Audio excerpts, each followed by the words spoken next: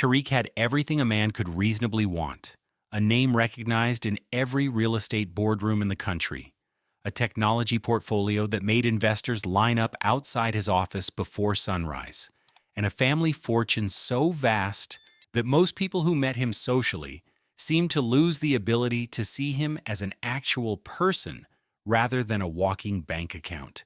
For years, he had endured a parade of women introduced to him by relatives, business partners, and eager matchmakers, each one polished to perfection, each one reciting compliments about his intelligence and his charm that somehow always circled back, within the first 10 minutes of conversation, to questions about the size of his properties or the make of his cars. He had grown tired of it in a way that exhausted something deeper than patience, a quiet, aching tiredness that made him wonder whether anyone in his circle would ever value the man underneath the money at all. It was his uncle, Elder Kwame, a respected and deeply traditional member of the family's business council, who first understood the weight behind Tariq's growing silence at family gatherings. They sat together one evening on the veranda of the family's countryside home, the older man swirling tea in a chipped clay cup he had refused to replace for 30 years, despite owning enough wealth to buy the factory that made it. "You have the look of a man drowning in comfort," Elder Kwame said simply, watching his nephew stare out at the darkening hills. "I am tired, Uncle," Tariq admitted. "Tired of being loved for what I own instead of who I am. I don't know anymore how to tell the difference between a woman's smile and her calculations." Elder Kwame considered this for a long moment before speaking. "Then stop showing them what you own," he said. "A house built on gold without love collapses in the very first storm, Tariq. If you want to know whether a woman's heart is solid ground or shifting sand, you must first remove the gold from the equation entirely." The idea took root slowly, then all at once, the way important decisions often do. Within weeks, Tariq had quietly arranged for a modest stall at the busy central market of the city, stocked with fresh fruit and cold drinks, and had begun appearing there each morning in simple clothes, his expensive watches locked away, his manner deliberately humble, introducing himself to anyone who asked simply as a vendor trying to make an honest living. His family believed he was traveling abroad on business. His closest advisors believed he was taking a rare vacation. Only Elder Kwame knew the truth, and he kept it carefully, visiting the market occasionally under the pretense of buying oranges, exchanging a knowing glance with his nephew before disappearing again into the crowd. The market itself was a chaotic, colorful world entirely unlike anything Tariq had experienced in his sheltered life of boardrooms and private elevators. Vendors shouted over one another to advertise their goods, children weaved between stalls chasing stray chickens, and the air carried a constant mixture of spices, exhaust fumes, and the sweet smell of overripe mangoes baking gently in the sun. Elderly women haggled fiercely over the price of onions with the same intensity Tariq had once seen investors bring to multi-million-dollar negotiations. And a group of young boys ran a small, informal shoe-shining business near the market's entrance, calling out cheerfully to anyone who passed with dusty shoes. Tariq found to his own quiet surprise that he enjoyed the honesty of it, the way a customer either bought his fruit or did not, entirely uninterested in his family name or his portfolio, judging him solely by the freshness of his produce and the fairness of his prices. It was, in its own strange way, the most honest feedback he had received about himself in years, a refreshing contrast to the calculated flattery he had grown accustomed to in boardrooms, where everyone, from junior analysts to senior partners, seemed acutely aware of exactly how much influence his approval could grant them. Not every customer treated him with kindness, of course. Many of the wealthier residents who occasionally wandered into the market treated the vendors with a casual disdain that Tariq found increasingly difficult to witness, having spent his entire life on the other side of that particular divide, without ever truly noticing it. He watched customers snap their fingers at exhausted stall owners, watched them complain loudly about prices that were already barely enough to keep a family fed, watched them walk away without a word of thanks, even after receiving patient, careful service. He began to understand, in a way no boardroom report could have taught him, exactly how differently the world treated people, depending on which side of the counter they stood. One afternoon during his first month at the market, a wealthy businessman in an expensive suit, clearly unaware that he was addressing a man whose personal fortune likely exceeded his own many times over, berated Tariq loudly for the price of a single bottle of juice, insisting that vendors like him had no right to charge so much for what he called cheap, common produce. Tariq absorbed the insults calmly, offering no argument, simply lowering his eyes in the practiced deference he had watched other vendors adopt for their own survival. And it was only after the businessman stormed away without paying at all that Tariq realized how thoroughly the disguise had already begun reshaping the way strangers perceived his worth. He found himself thinking, that evening, of every silent, dismissed vendor he had ever passed without a second glance during his previous life of chauffeured cars and private elevators. And the thought unsettled him more than he expected it to. Elder Kwame visited the market occasionally during these early weeks, ostensibly to purchase oranges, though in truth to check quietly on his nephew's well-being and offer whatever encouragement the disguise allowed him to share without drawing suspicion. "You look tired," he observed one morning, turning an orange over in his weathered hands. "I am learning things I wish I had learned decades ago," Tariq admitted quietly. "That is the price of true understanding," Elder Kwame replied. "It rarely arrives without some discomfort attached to it." Zoya herself had grown up in the very neighborhood surrounding the market, raised by a widowed mother who had cleaned houses across the city to keep her only daughter fed and educated, and she had watched, throughout her childhood, how easily the world dismissed people who worked with their hands rather than their titles.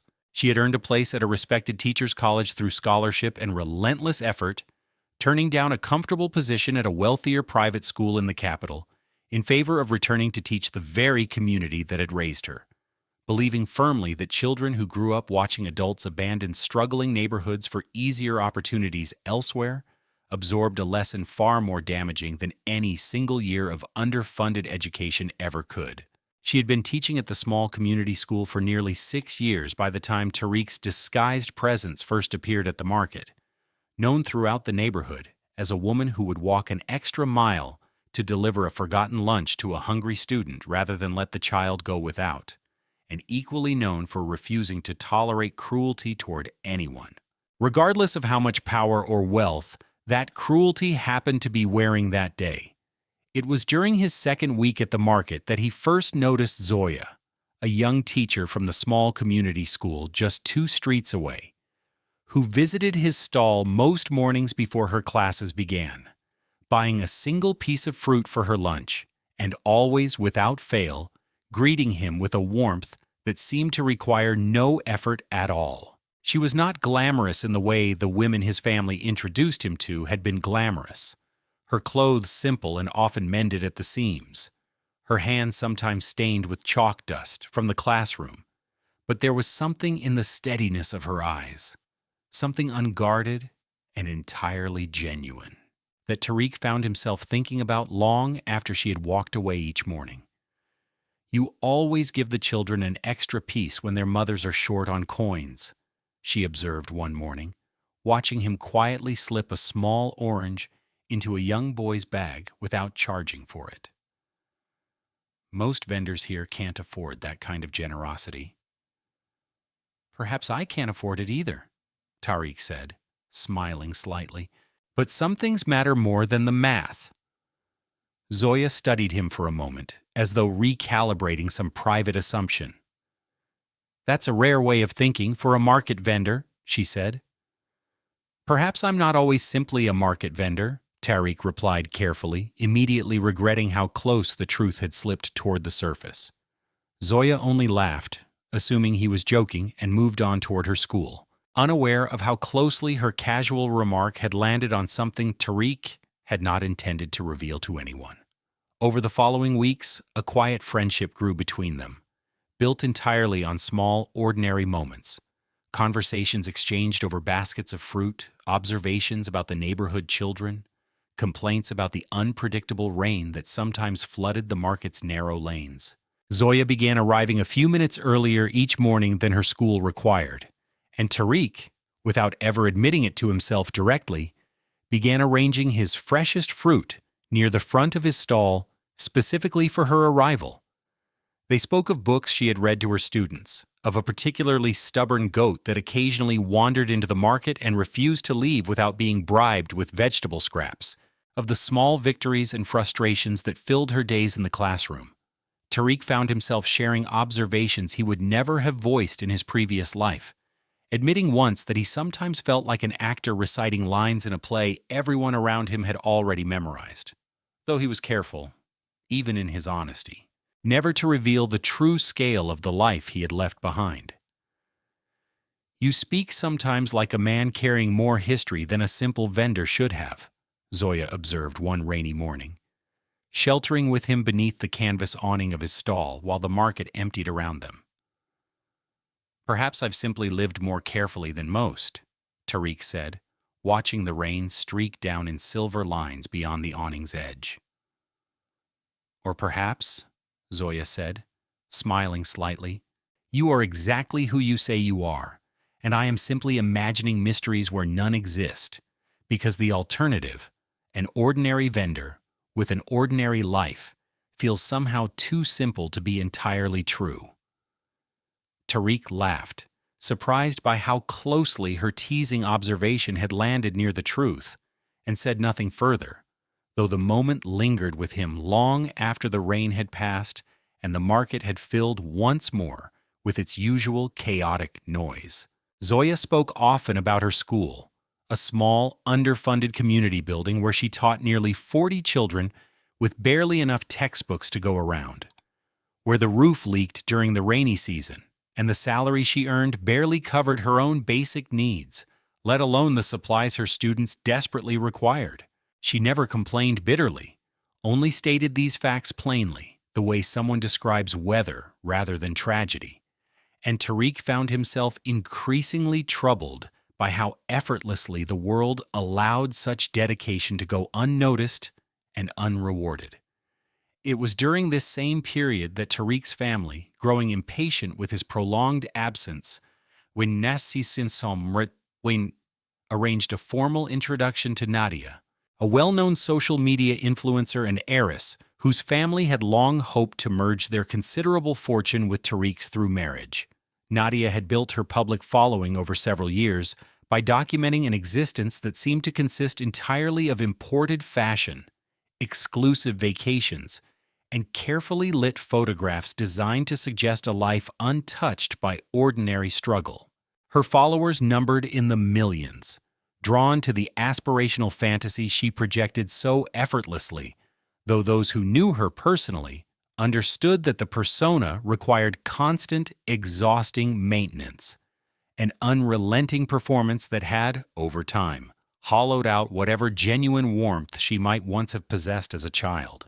Her family's fortune, built originally in shipping and later expanded into real estate development, had grown significantly through a series of aggressive land acquisitions throughout the city, developments that frequently displaced smaller, poorer communities in favor of luxury towers, marketed toward international buyers who would never actually live in the units they purchased as investments.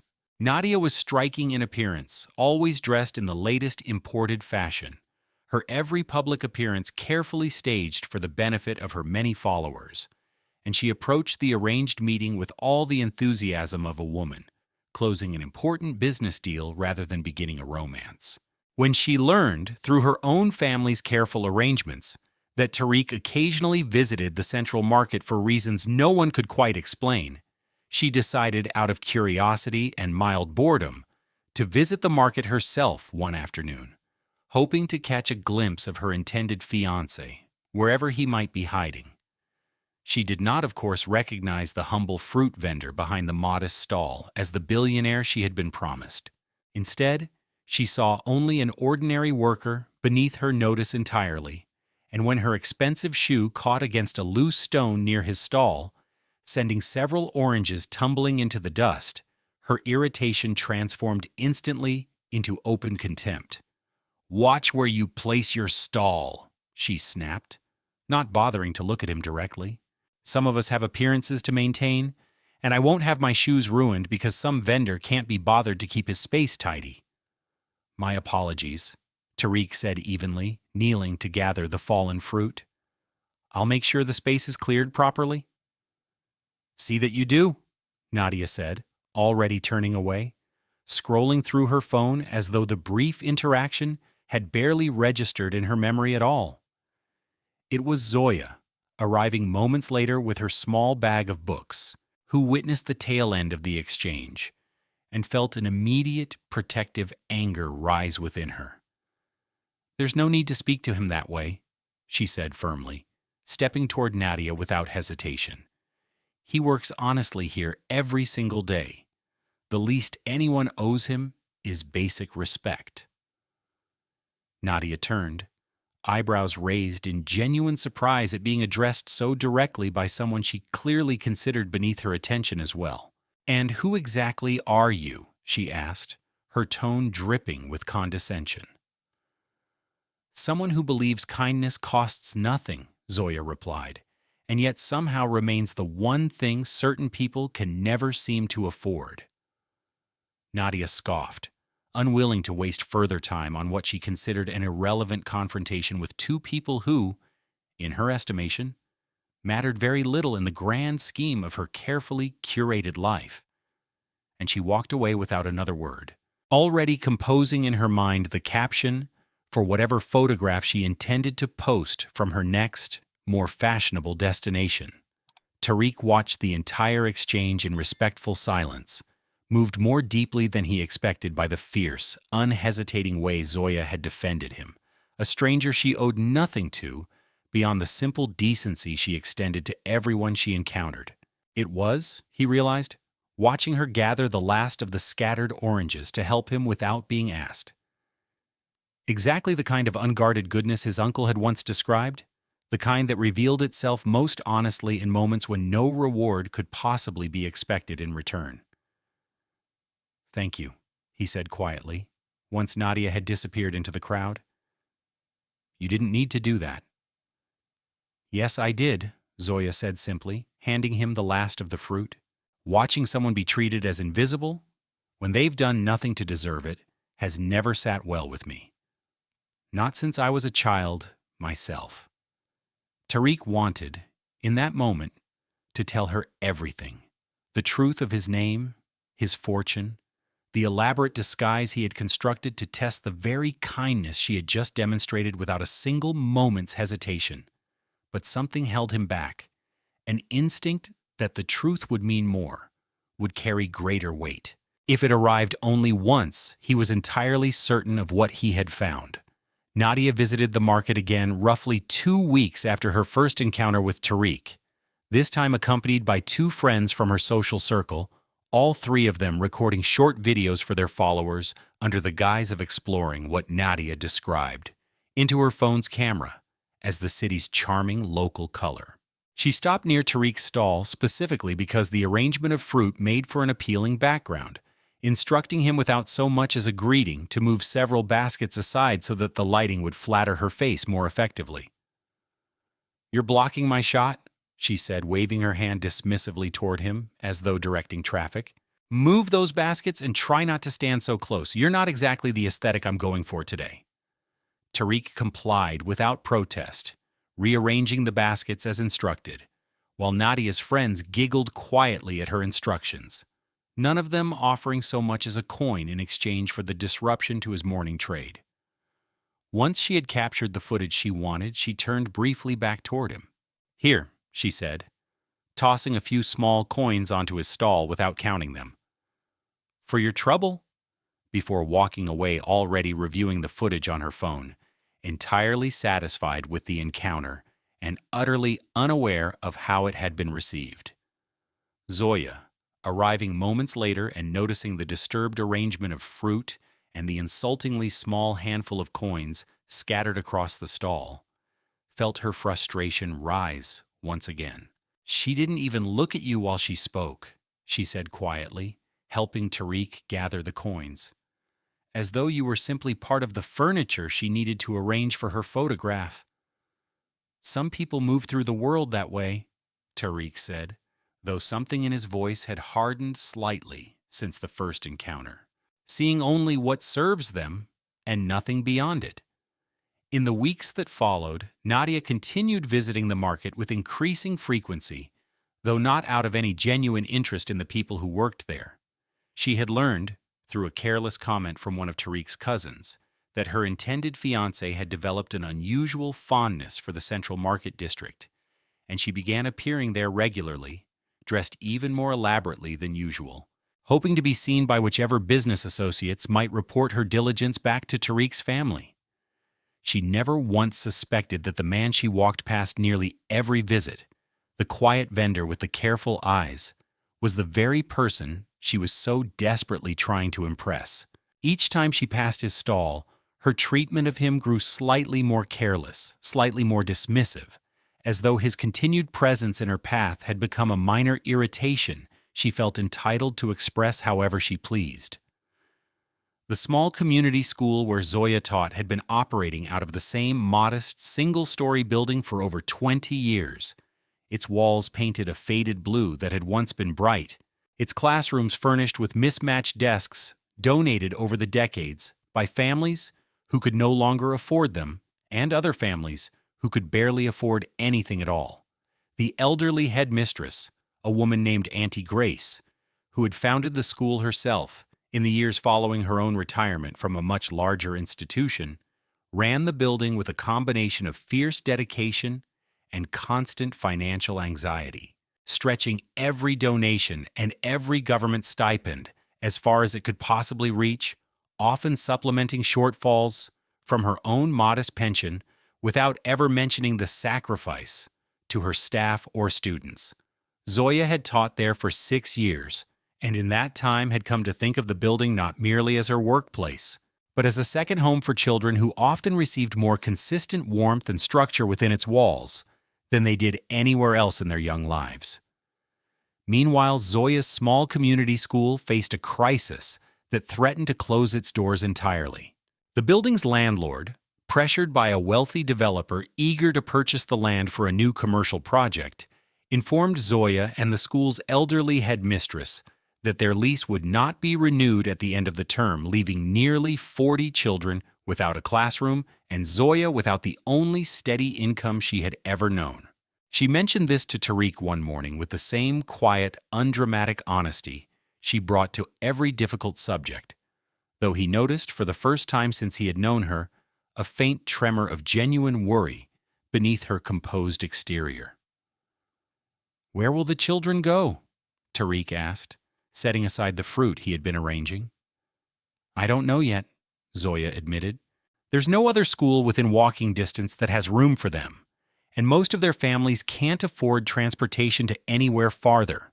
I've been searching for another building, but everything affordable has already been claimed, and everything available is far beyond what the school could ever pay." Tariq felt something harden quietly within him, a resolve he recognized from his years running a business empire, though this time entirely divorced from any expectation of profit. He said nothing further that day, but that evening, still dressed in his simple vendor's clothes, he made a series of quiet phone calls to his own legal team, instructing them, without explanation, to identify who precisely was behind the pressure to remove the school's lease and to prepare, discreetly, whatever documentation might be necessary to secure the building's future indefinitely. It did not take his legal team long to discover that the wealthy developer pressuring the landlord was connected, through a tangled web of family investments, to Nadia's own relatives, who had been quietly acquiring land throughout the district in preparation for a luxury housing project entirely unconcerned with the community it would displace.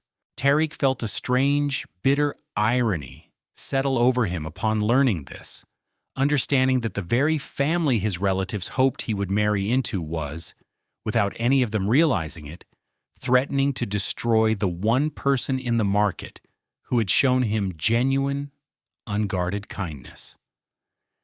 He spent several sleepless nights weighing how best to intervene without revealing his true identity prematurely, ultimately deciding to purchase the school's building outright, through a private trust that revealed no connection to his own name, structuring the transaction so that the landlord received a fair and generous price, while the school itself was guaranteed permanent occupancy at a nominal rent far below market value.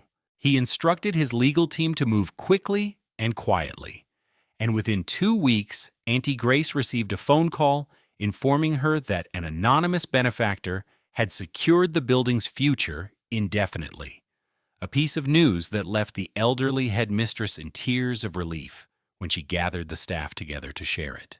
Zoya, hearing the news secondhand from a tearful colleague, felt a wave of gratitude toward whatever unknown benefactor had intervened, never once suspecting that the quiet vendor she saw every morning had quietly rearranged an entire real estate transaction to protect the one place she loved most in the world.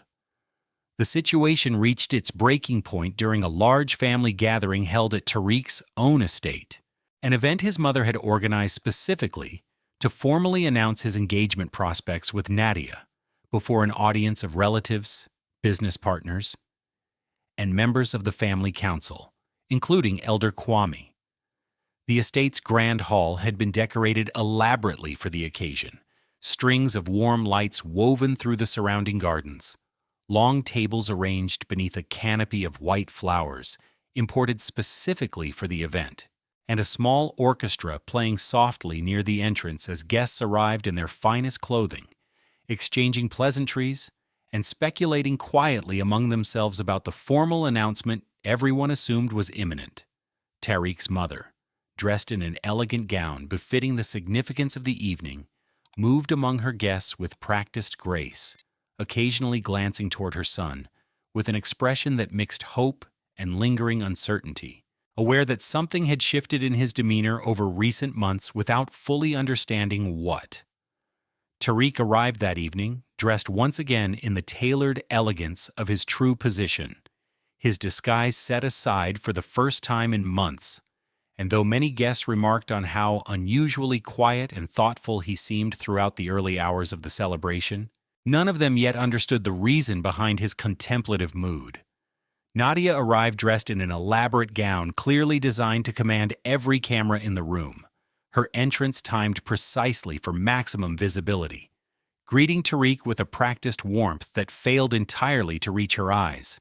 She spoke at length, throughout the early portion of the evening, about her plans for their eventual life together, the properties she hoped they might acquire in the capital, the exclusive social circles she intended to expand into once their engagement became official, the carefully coordinated image she believed they would present to the world as a couple whose union represented the merging of two great fortunes. She mentioned, almost as an afterthought, a recent business opportunity her family was pursuing involving a promising redevelopment site in a neighborhood she referred to only as up and coming, never once realizing she was describing, in vague and dismissive terms, the very market district and the school building she had unknowingly threatened to destroy.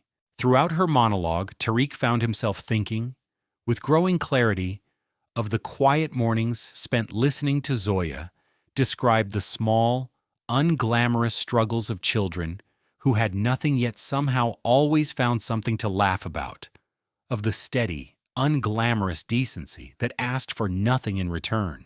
And the contrast between the two women settled over him with a clarity he could no longer ignore or postpone. It was Elder Kwame who finally interrupted the evening's carefully staged proceedings, rising from his seat with the unhurried authority of a man who had long ago stopped worrying about offending anyone with the truth. "Before this family celebrates an engagement," he announced to the gathered crowd, "I believe my nephew has something important to share with all of us." Tariq rose slowly, feeling the weight of the moment settle over him, and he began to speak, telling the astonished gathering of the disguise he had constructed months earlier, the humble market stall, the daily humiliations he had endured at the hands of people who never once suspected his true identity, and the remarkable kindness of a young schoolteacher who had defended him without knowing he was anything more than an ordinary vendor deserving basic respect. He watched Nadia's expression shift rapidly from confusion to disbelief to horror as the pieces of the story assembled themselves before her, the realization dawning slowly that the vendor she had dismissed so carelessly, the very man whose fallen oranges she had refused even to glance at, was the billionaire she had spent months trying so desperately to impress. "You," she said, her voice barely audible, "you were the vendor, the one you told to watch where I placed my stall," Tariq finished quietly, "so that your shoes would not be inconvenienced by my presence."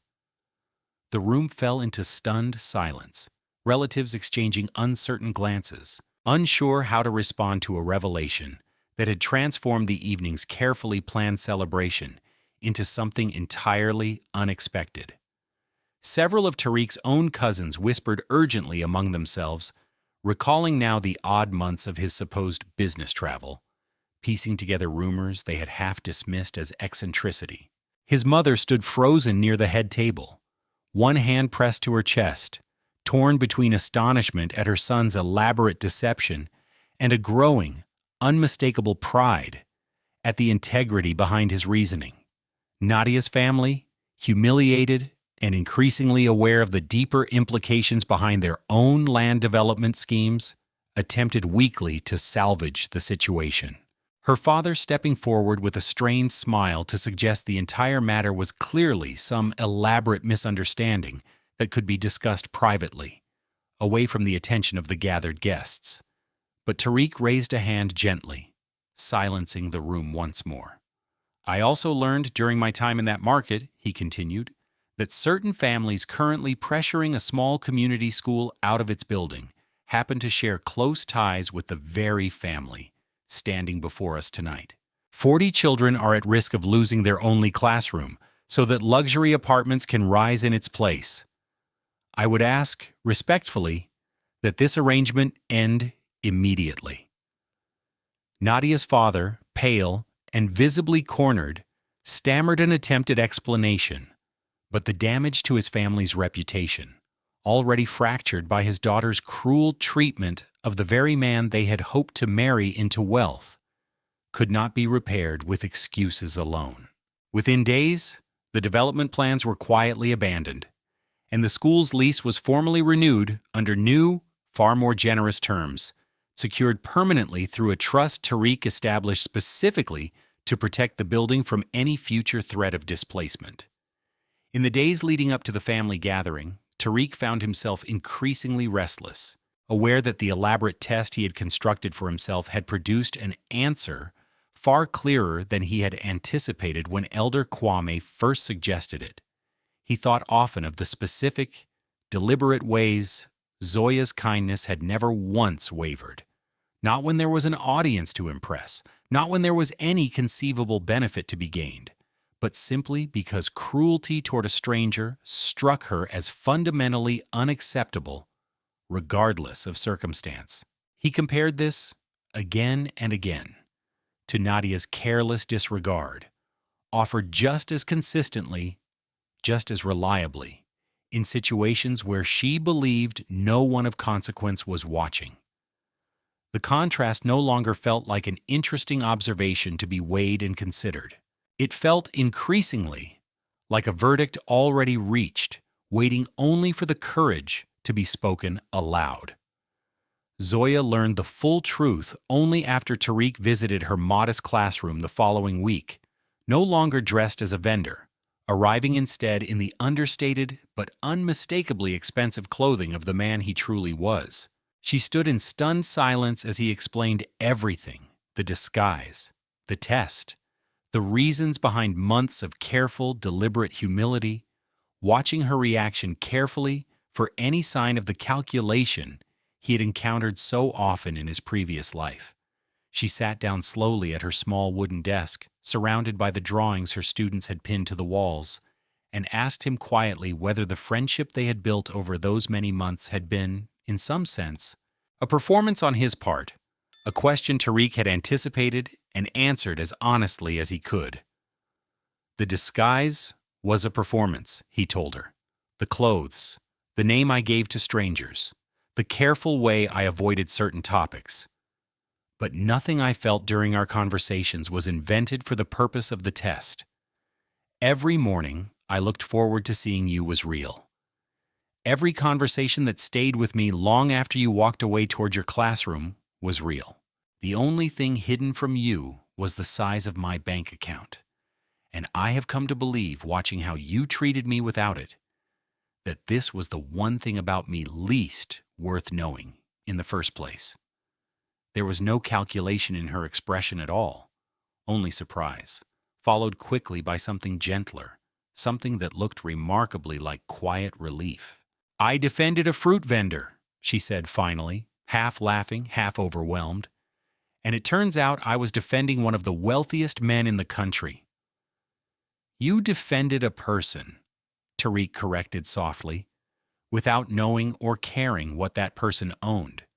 That is precisely why I am standing here now, telling you the truth.